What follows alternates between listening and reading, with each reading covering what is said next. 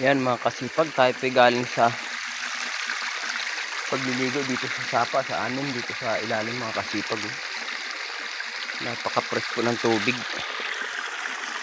Talagang napakalamig mga kasipag. Tayo po'y liligo at tayo po'y maglilinis ng halaman mga kasipag. Yung pong ibinalag ko po nung isang taon, 2025 po, yung mga tinanim namin ni Builis. Maghahawan po kami ngayon. At nakikita niyo mga kasipag yung pagsisikap ko at pagsityaga para makapagtanim ng mga halaman. Napakalalaki na po nila. Kapag may 2 buwan pa po, pwede na pong harbisin mga kasipag. Tara po, samahin.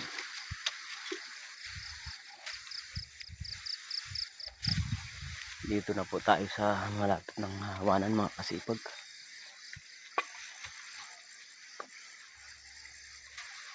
Yan po. Dito tayo dadaan mga kasipag. Laki na siya mga kasipag.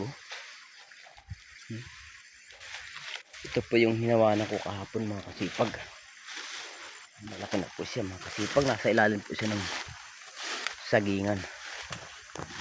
Ganun po sa kabilang yan mga kasipag. Malaki na yan. Ito po yung napakalawak ito mga kasipag. Kung ito po yung nabuhay lahat, ay napakarami sana mga kasipag. Ito po ay nasa mga kulang na 2,000 puno mga kasipag. Hanggang doon sa taas pong yun. Nandito na po ako sa lugar na ari. Hinahanang ko.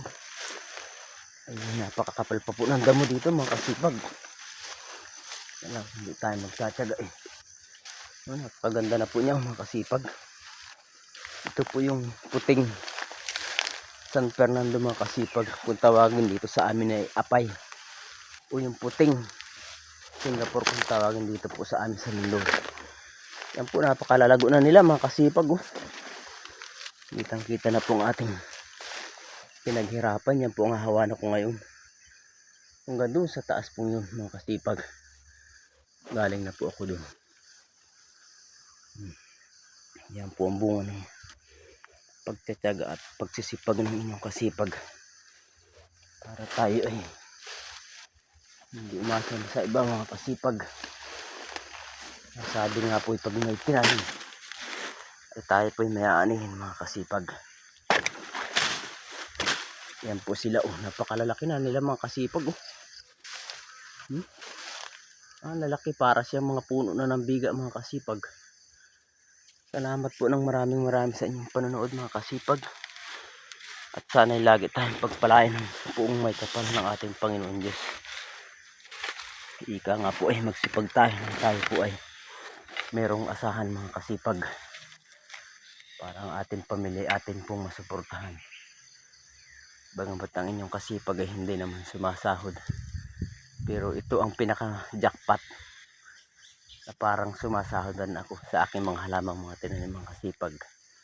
Dahil pag po ito ay umani ay siguro naman kahit pa paano ay makakatakip din naman pamangailangan mga kasipag. Ang purpose po nito mga kasipag kaya ako nagtanim ay dalawa. Kapag po siya ay naglaman ay ibebenta ko po. Tapos yung buong kanyang puno ay napakaganda po talagang pagkain ng baboy. Na po atin pong ilalawak sa feeds mga kasipag. Kaya kung kahit na hindi po lumaman yung ibang puno ay ang katumbas naman po nun pang pakain natin sa ating mga inaalaga ang baboy. Kaya tayo mga kaminos mga kasipag, lalahukan lang natin po ng feeds. Napakaganda po sa katawan po ng baboy po itong mga tinanim kong ito. Salamat po ng maraming sa inyong panonood mga kasipag. At sana po sa aking video ito, sa aking pagtatanim tayo po ay mayroong experience at may natututunan po tayo para maadagdagan po ang ating mga kaalaman mga kasipag. Salamat po ng maraming sa inyo. Thank you po. Tayo po ay maghahawan at magtatabas ng mga damo para mahawanan na po ang ating mga tanim. Salamat po. Thank you po.